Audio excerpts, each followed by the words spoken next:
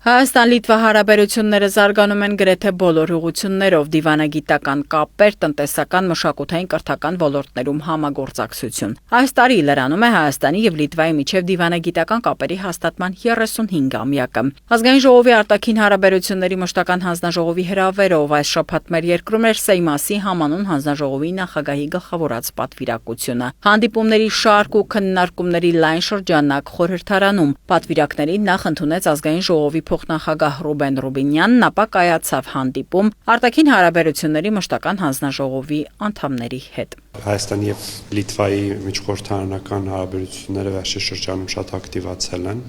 եւ նաեւ լիտվական կողմից կար հետաքրքրություն Հայաստան գալու եւ ծանոթանալու Հայաստանում եւ տարածաշրջանում տեղի ունեցած վերջին շրջանի զարգացումների վերաբերյալ, նաև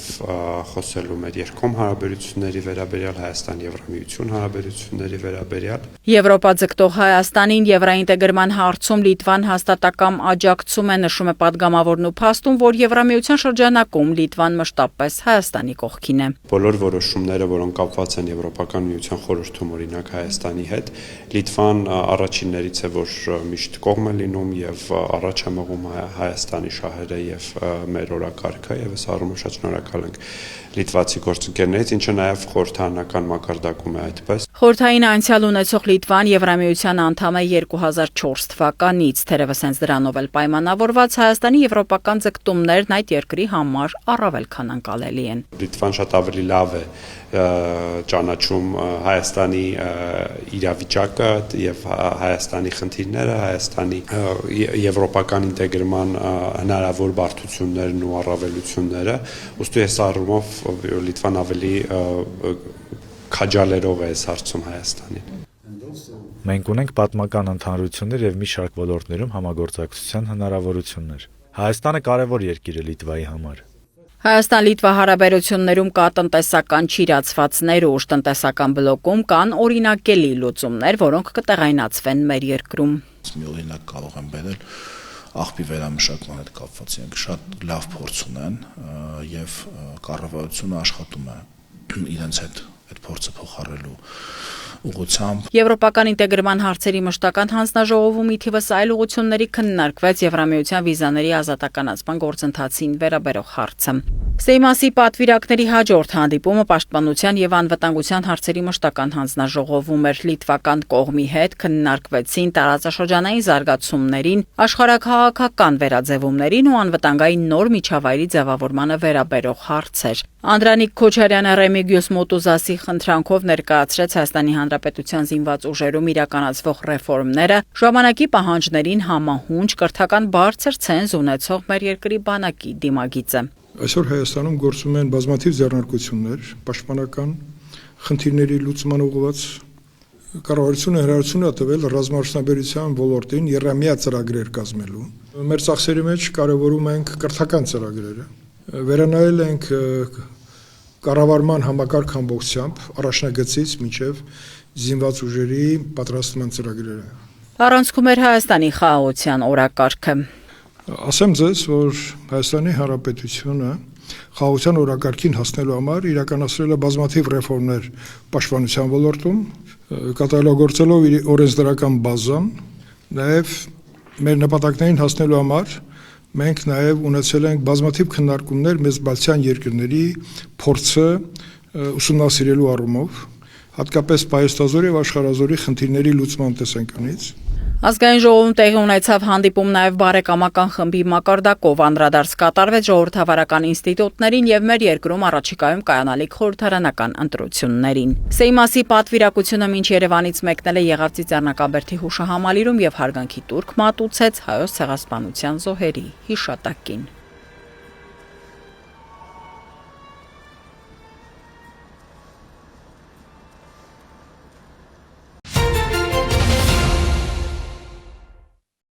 $29,743 քառակուսի կիլոմետր տարածք ունեցող Հայաստանում կա 22 պոչամբար։ Դրանք զբաղեցնում են շուրջ 1176 հեկտար տարածք։ Լոռի եւ Սյունիք այս մարզերում են մեծ մասը։ 12-ը Սյունիքում, 7-ը Լոռիում, մեկական էլ Գեղարքունիքի, Արագածոտնի եւ Արարատի մարզերում։ Շրջակա միջավայրի վրա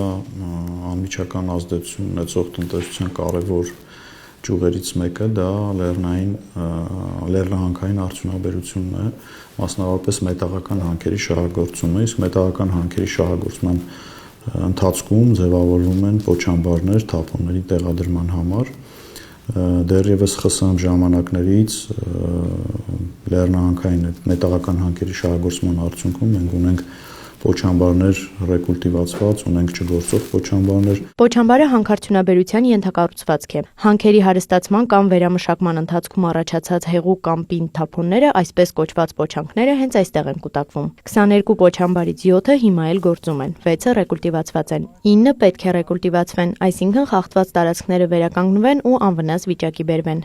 Թե ինչ վիճակում են պետական հաշվեկշռում գտնվող եւ չգործող պոչամբարները եւ ինչ ազդեցություն են ունենում շրջակա միջավայրի վրա, առաջին անգամ ամբողջությամբ ուսումնասիրվել է։ 2017 թվականի կառավարության որոշմամբ է հաստատվել ընդերկօգտագործման թափոնների փակված օբյեկտների գույքագրման կարգը։ Ինչու ենք իրականացրել 25 թվականին այդ ուսումնասիրությունը, որտեվ առնվազն 25 թվականին մենք արդեն տեսչական մարմինը ունի այն մասնագիտական ներուժը եւ տեխնիկական հագեցվածությունը, ինչը թույլ է տալիս այդ ուսումնասիրությունը իրականացնել առավել ճշգրիտ եւ ստուգաչափված տվյալների հիման վրա։ Նախորդ տարի ամռանը տեսչական մարմինը ստեղծել է աշխատանքային խումբ, որն էլ իրականացրել է հետազոտությունը։ Ներգրաված են եղել նաեւ Հայաստանի Երկրաբանների միությունն ու ակադեմիկոս Եղազարովի անվան ջրային հիմնահարցերի եւ հիդրոտեխնիկայի ինստիտուտի գիտնականները։ Պոչամբարների տարածքով հոսող ջրային ռեսուրսից եւ պոչամբարների մակերևույթներից կատարվել է ջրի եւ հողի նմուշառումներ։ Նմուշները բերել են լաբորատորիա, կատարվել են նմուշառման կարգին համապատասխան, ջրի նմուշները վերցել են մինչև պոչամբարի տակով անցնել է մինչև եւ պոչամբարի տարածքով հոսելուց հետո։ Ուրեմն իրականացվել է մոտավորապես 250 անալիզիկ հետազոտություն եւ կատարվել է արդյունքների վերլուծություն։ Դաշտային աշխատանքներն ու արդյունքների վերլուծությունն իրականացրել է Երկրաբանների միությունը։ Լաբորատոր հետազոտությունը ցույց է տվել, գետերի ջրի որակը էական փոփոխություն չի կրել, պոչանքի ազդեցություն չկա, սակայն պոչամբարի մակերեսին մետաղների քանակությունը բարձր է։ Մենք վատ պատկեր չունենք իրականում Հայաստանում պոչամբարների մասով վտանգավոր, խիստ վտանգավոր կամ աղետալի վիճակ չունենք եւ մենք ուսումնասիրության արդյունքում արձանագրել ենք որոշակի խնդիրներ, որոնք կարող է կամ հնարավոր է հետագայում առաջացնեն ինչ-որ իրավիճակներ եւ այդ աշխատանքային խմբի առաջ հենց խնդիրը դրված է եղել այդպիսի խնդիրները վերհանել եւ տալ առաջարկություններ, թե ինչ միջոցառումներ պետք է իրականացնել, որպեսզի հետագայում առաջացող հնարավոր ռիսկերը կանխարգելել։ Օրինակ Սյունիքի հանքասարի չգործող պոչամբարը գտնվում է Գեղի գետի աջակողմյան վտակի հունում։ Ջրի նմուշառում է իրականացվել, հետազոտությունից հետո պարզվել է վտակի ջուրը մինչև պոչամբար ու դրանից հետո որակական էական փոփոխության չի ենթարկվել։ Առաջարկվում է ցանկապատել տարածքը, ենթարկել բիոլոգիական ռեկուլտիվացիայի բնական միջավայրի վերականգնման նպատակով։ Այսպես առանձին հաշվետվության մեջ անդրադարձել են նաև մյուս պոչամբարներին։ Այստեղ արդեն տեսչականը հաշվետվությունն ու առաջարկը ներկայացնում է մյուս պատասխանատու գերատեսչություններին ու շահագրգիռ կողմերին, հանքագործներին, գիտական հարության ներկայացուցիչներին։ Ուսումնասիրում ենք հատուկ ջրամեկուսիչ նյութ ստեղծել ուղղությամբ, որով կպատենք պոչամբարի ամբողջ հայլին, մակերեսը եւ կթողնենք այնքան ֆիլտրացիոն ելքեր, որ անհրաժեշտ է պոչամբարի հետագա կայուն գոյատևման համար։ Նյութը իրենից ներկայացնում է բնական պոլիմերահանքային ծագում ունեցող նյութ, որը մեծացնում է պաշտպանական շերտը, այսինքն փոքրացնում է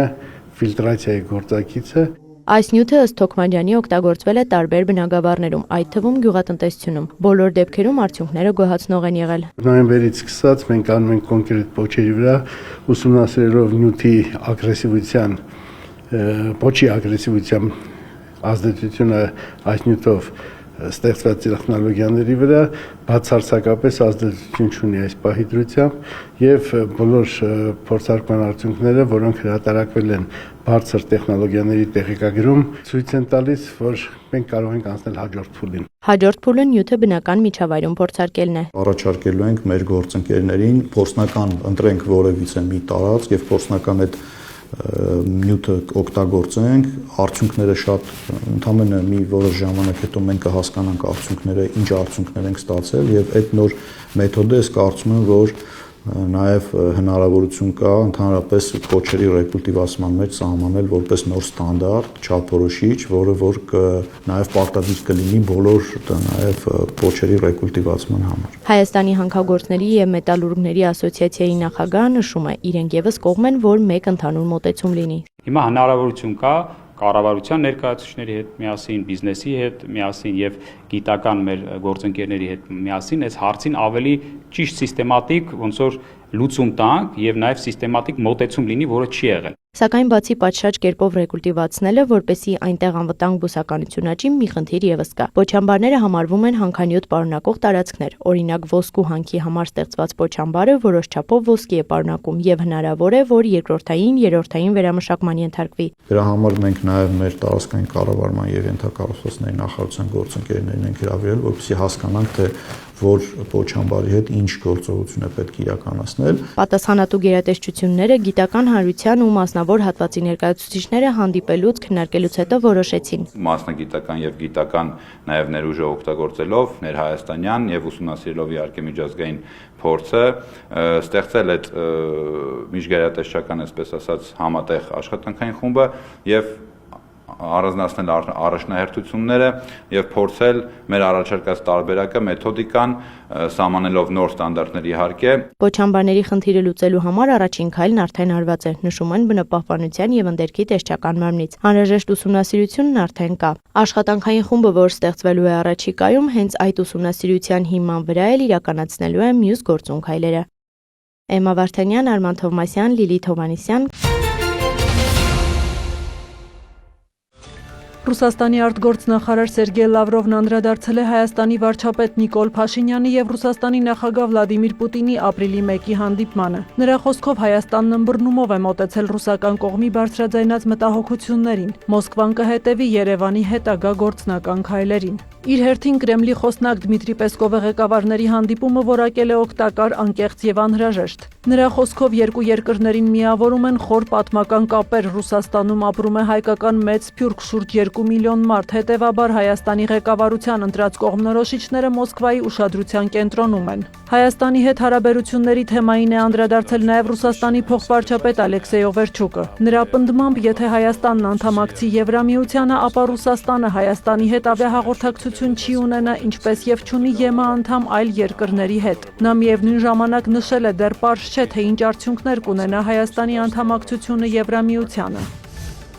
ԱՄՆ նախագահ Դոնալդ Թրամփը հերթական սպառնալիքներն է հնչեցրել Իրանի հասցեին, նշելով, որ ապրիլի 7-ին այնտեղ էլեկտրակայաններին եւ կամուրջներին հարվածների օր կլինի, եւ եթե Հորմուզի նեղուցը չբացվի, ապա Իրանում կյանքը դժոխքի կվերածվի։ Թրամփը նաև հայտնել է, որ ամերիկյան ուժերն Իրանի լեռներից փրկել են ապրիլի 3-ին խոցված F-15 կործանիչի ծանր վիրավոր սպային։ Առաջին օդաչուն փրկվել էր ինքնաթիռի կործանումից ժամեր անց։ Իսրայելն իր հերթին սպառնացել է ուժեղացնել Իրանի նավթաքիմիական արդյունաբերությանը հասցվող հարվածները։ Արձագանքելով Թրամփի հայտարարություններին, Իրանի ԱԳՆ խոսնակ Էսմայիլ Բաղային նշել է, որ երկիրը համարժեք հակահարված կտա։ Զինված ուժերը պատրաստ են թիրախավորել ԱՄՆ-ի հետ կապված օբյեկտները ի պատասխան ագրեսիայի։ Իսլամական հեղափոխության պահապանների կորպուսն էլ հայտնել է, որ Հորմուզի նեղուցը երբեք չի վերադառնա իր նախկին վիճակին, հատկապես ԱՄՆ-ի եւ Իրանի համար։ Ըստ ԻՀՊԿ-ի Պարսից ծոցում նոր կարգ է գործելու։ Փոխադարձ սպառնալիքների ֆոնին ռազմական գործողությունները շարունակվում են։ Թեհրանում պայթյուններ են տեղի ունեցել, առնվազն 13 մարդ է զոհվել, այդ թվում երեխաներ։ Թիրախավորվել է Շարիֆի տեխնոլոգիական համալսարանը։ Հարվածներ են արձանագրվել նաև այլ քաղաքներում, որտեղ նույնպես կան զոհեր։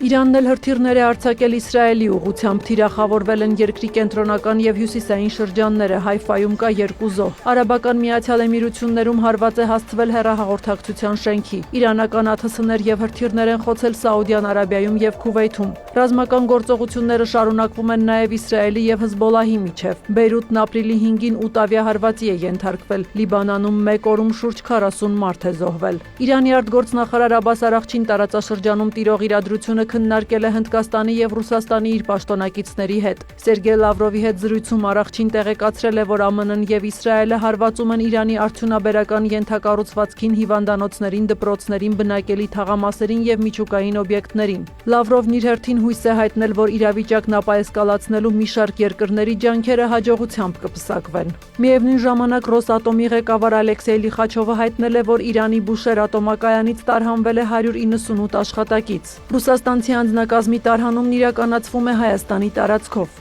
Ավելի վաղ Ատոմային էներգիայի միջազգային գործակալությունը հայտնել էր, որ Բուշեր ատոմակայանի մոտակայքում արկ է պայթել վերջին շաբաթների ընթացքում արդեն 4-րդ անգամ։ Մեկ աշխատակից զոհվել է։ Ռազմական գործողությունները շարունակվում են նաև Մոսկվայի եւ Կիևի միջև։ Ռուսական ուժերը զանգվածային հարվածներ են հասցրել Օդեսային, որտեղ կա 3 զոհ, այդ թվում երեխա։ Ավելի քան 10 մարդ վիրավորվել է։ Ռուսական կողմն էլ հայտնել է Նովորոսիսկի, Անապայի, Գելենջիկի եւ Սոչիի ուղղությամբ ուկրաինական զանգվածային գրոհի մասին։ Նովորոսիսկում կան վիրավորներ, այդ թվում երեխաներ։ Ավելի վաղ Ուկրաինայի նախագահ Վոլոդիմիր Զելենսկին Դամասկոսում Սիրիայի նախագահ Ահմեդ Աշարայի հետ քննարկել է ռուս-ուկրաինական հակամարտությունը եւ իրավիճակը Մերձավոր Արևելքում։ Զելենսկու հետ միասին Դամասկոս է մեկնել նաև Թուրքիայի արտգործնախարար Հաքամ Ֆիդանը։ Մինչ այդ Զելենսկին բարձր մակարդակի հանդիպումներ էր անցկացրել Ստամբուլում։ Սյուզաննա Չրաղյան։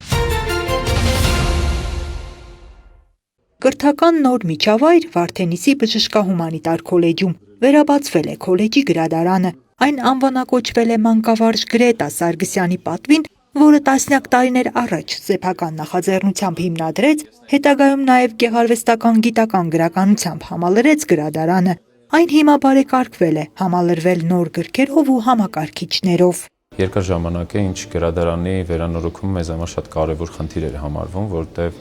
բացի գրադարան ունենալը, նաև պետք էր ունենալ հետաքրքիր միջավայր, որտեղ երեխաները ավելի մեծ սիրով կփորձեին գրքեր ուսումնասիրել։ 2025 թվականին տարբեր բարի մարդկանց եւ կրթօջախների Վարդենիսի բժշկահումանիտար քոլեջի եւ Վիկտոր Համբարձումյանի անվան մանկավարժական ինստիտուտի ջանքերով կարողացանք վերանորոգել ոչ միայն փաստը, որ գրադարան է բացվում, այլև տեսնում ենք նորագույն տեխնոլոգիաներով, նորագույն ձևավորումներով հագեցած գրադարան, որը հուսամ նաև կհամալրվի նոր գրքերով։ Ես ինքս մի քանի տասնյակ նոր գրքեր եմ հիմա բերել եւ կնվիրեմ գրադարանին եւ նաեւ ուզում եմ հույս հայտնել, որ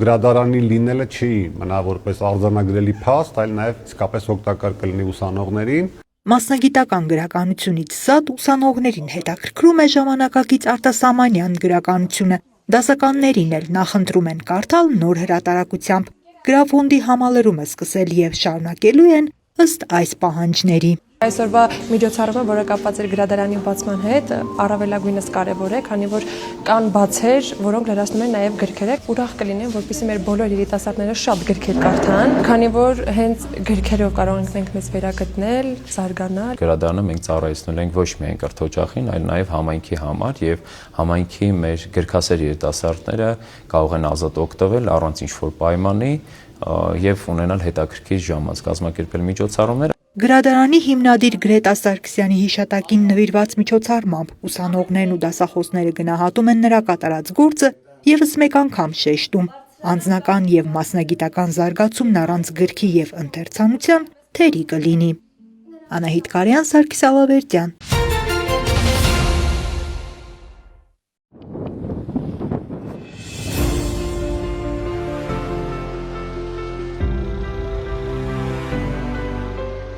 Հանքարդյունաբերությունը սկսում է երկրաբանությունից։ Հանքի աշխատանքը երկրաբանից է կախված։ Այ հիմա այս էքսկավատորները, որ ամեն մեկը միտեղ կանգնած է, sense չէր լինի, եթե երկրաբան չլիներ։ Երկրաբանությունը ամենակարևոր մասնագիտություններից մեկն է, առանց որի հանքերը չեն կարող շահագործվել։ Երկրաբանությունը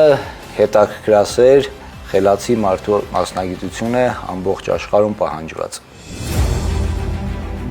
Այսպես են իրենց մասնագիտությունը ներկայացնում երկրաբանները։ Սովորական գագաթը, ձորակում մերկացած մեկ ապարը կամ գույնով տարբերվող փոքրիկ հողաշերտը կարող են շատ բան պատմել նրանց։ Արդեն 60 տարի ապրիլի առաջին կիրակին մեր երկրում նշում են ընդերքի գաղտնիքները բացահայտողների տոնը։ Երկրաբանությունը առաջինը հենց սկսվում է դաշտային աշխատանքներից,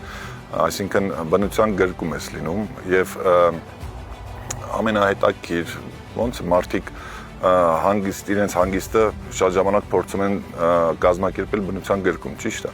Երկրաբանությունը թույլ է տալիս եւ աշխատել բնության մեջ եւ վայելել բնության գեղեցկությունը, աղբյուրները, բարձր գոտիները եւ ստացվում է, որ աշխատանքն ու հաճույքը հնարավոր է միասին կազմակերպել։ Սա զարգացող մասնագիտություն է, մուրճին, կողմնացույցին ու ձեռագիր քարտեզներին փոխարինելու են եկել տրակտորները, GPS-ներն ու համակարգչային ծրագրերը։ Երկրի ընդերքն ուսումնասիրելու համար հորատող սարքը հասնում է 500, երբեմն էլ 1000 մետր խորություններ ու այնտեղից դուրս բերում ապարների նմուշներ։ Ես հիմա ձեզ ցույց տամ երեկվա նմուշարման բլոկն է, արդեն պատրաստ, կապույտ գույնով երևում է դատարկ ապարները, կարմիր դեղին գույներով արդեն մեր հանքաքարն է, որտեղ ինչ պարունակություններ ունի։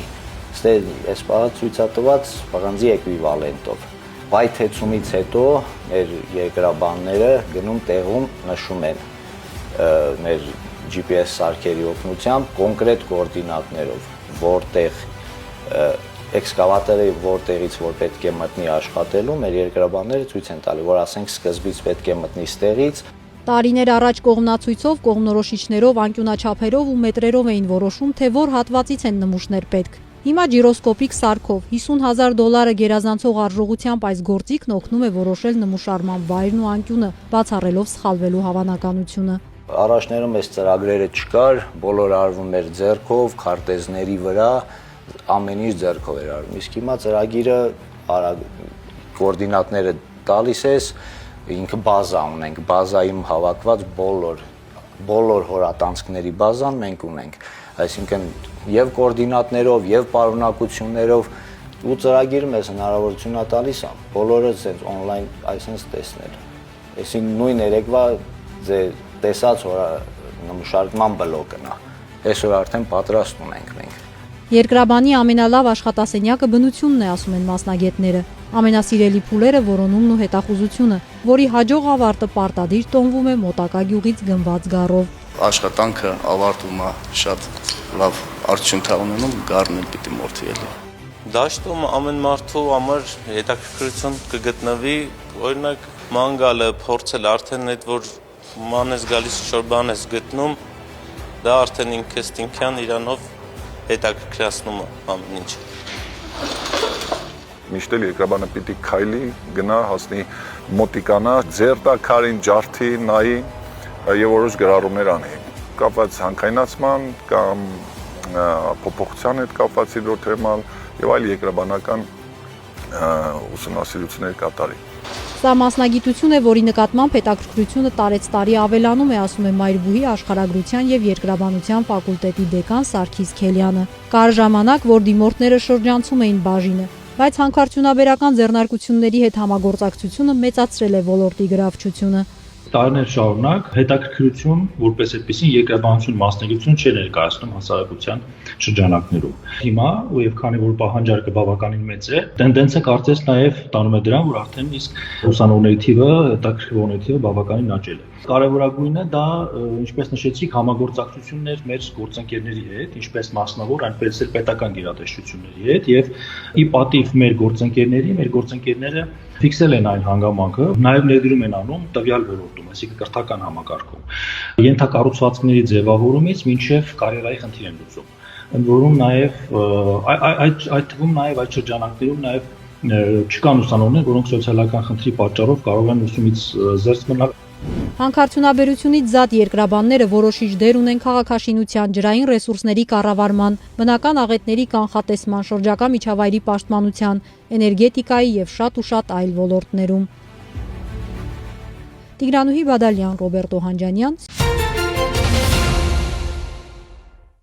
Ներքին գործերի նախարարության ոստիկանության պայքարը Ապոյնի թմրաշրջանառության դեմ շարունակվում է հետևողականորեն։ Արմավիրի քրեական ոստիկանների վերջին բացահայտումներից երկուսը ներկայացնենք միասնական տեսաշարով։ Արմավիրի քրեական ոստիկանները օպերատիվ տեղեկություն էին ստացել, որ Արմավիր քաղաքի 65-ամյա բնակիչը իրացման նպատակով պահում է կանեփից պատրաստված թմրանյութ։ Տեղեկությունը ստուգվեց, ձեռք բերվեցին փաստական տվյալներ, նախաձեռնվեց քրեական վարույթ։ Մարտի 16-ին դատարանի որոշմամբ նույն բնակության վայրում կատարված խուզարկությամբ հայտնաբերվեցին մարիխուանայի նմանվող զանգվածներով ապակյա տարաներ եւ թղթեպատետներ ընդհանուր 270 գրամ քաշով։ Բացի այդ հայտնաբերվեցին կանեփի սերմեր, կաթուցիչներ եւ նռնակ։ Տանտերը հայտնեց, որ նռնակը գտել է, իսկ թմրանյութն ինքն է պատրաստել անձնական օգտագործման համար։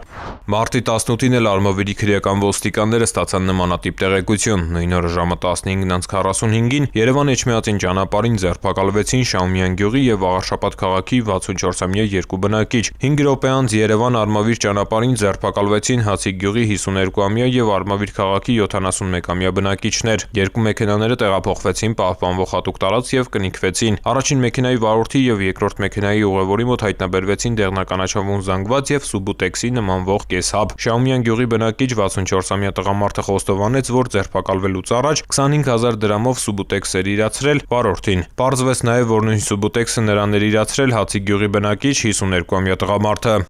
Դատարանի որոշմամբ խուզարկվեցին կնիկված մեքենաները, հայտնաբերվեցին ներարկիչներ, որոնցից մեկը լցված էր Սուբուտեքսի նմանվող լուծույթով, մյուսում կային սպիտակ հեղուկի հետքեր։ Շահումյանցու տանը եւս հայտնաբերվեց փայլատիթեղի փաթեթ կանեփանման զանգվածով։ Երկու դեպքով էլ նախաձեռնվել է քրեական վարույթ, նախաքննությամբ հանգամանքները պարզվում են։